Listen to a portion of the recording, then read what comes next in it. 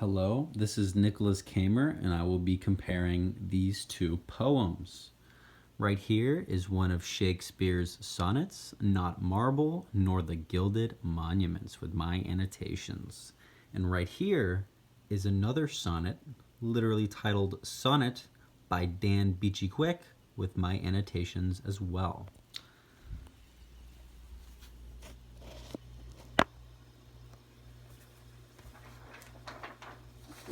Starting with Dan Beachy-Quick. Sonnet. Must I anger, and must my anger pearl? My anger pearl, I must polish. Madness daily, rub nacre into a world. Perfect, round, what in my mind my hand should finish. As wound deepened by wound, not jewel, not gem, not beauty, not gem. I am this anger. Must each note aria, I mean as a requiem. I mean requiem, I mean dirge, must one finger. Bear the weight of every word set in gold. Hand held so the pearl catches the angle of light and glowing says, I am betrothed. Betrothed? I am small terror wed to wild. Rhyme? We must climb inside the world to live. A sand grain in the mind tells us to survive. So obviously there's several overriding things here. The most obvious one is the repetition of this pearl. The pearl seems to be this buildup of Dan Beachy-Quick's anger. It symbolizes sort of like the layering on of more and more anger and kind of hate. And he says it's not gem, not jewel, not beauty. And so I think what he's trying to symbolize with these lines right here is that the pearl is organic. Obviously pearls are made by oysters, but this is his pearl. So he's building up this pearl with his anger.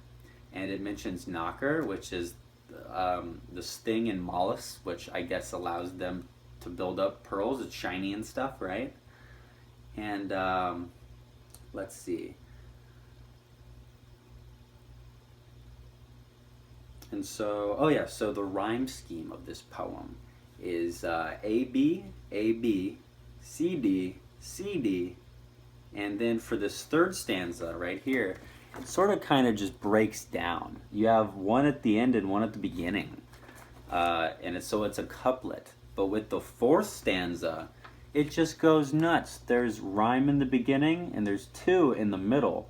And so I think this is an example of free verse right here, where there's no definite rhyme scheme. And this is the one by Dan.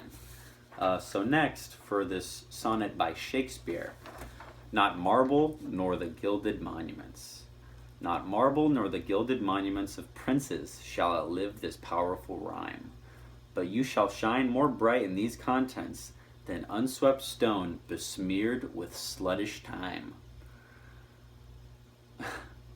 When wasteful war shall statues overturn, and broils root out the work of masonry, nor Mars his sword, nor war's quick fire shall burn the living record of your memory. Gainst death and all oblivious enmity shall you pace forth, your praise shall still find room, even in the eyes of all posterity.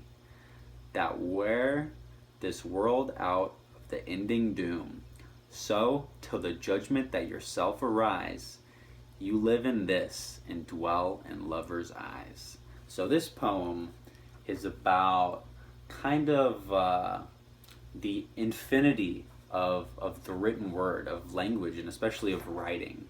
And this is coming from Shakespeare, of course, and he's generations back.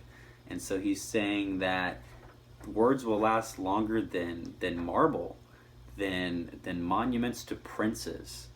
That war and even judgment, capital J judgment right here, it'll last longer than that. So that's like the rapture, where everything's gone. So words will last longer than we will, even.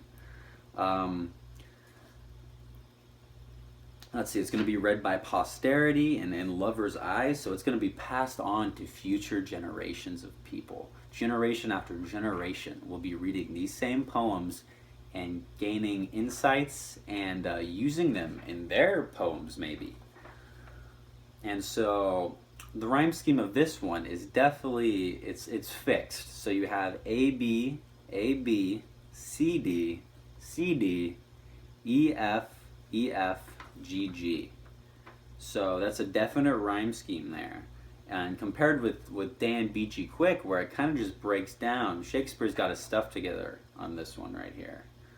And it mentions sluttish time as well. So I think instead of being like unchaste, what sluttish means is that it applies to everyone. It's messy, you know, and it gets on everything. So this words will last longer and time will not like damage them per se.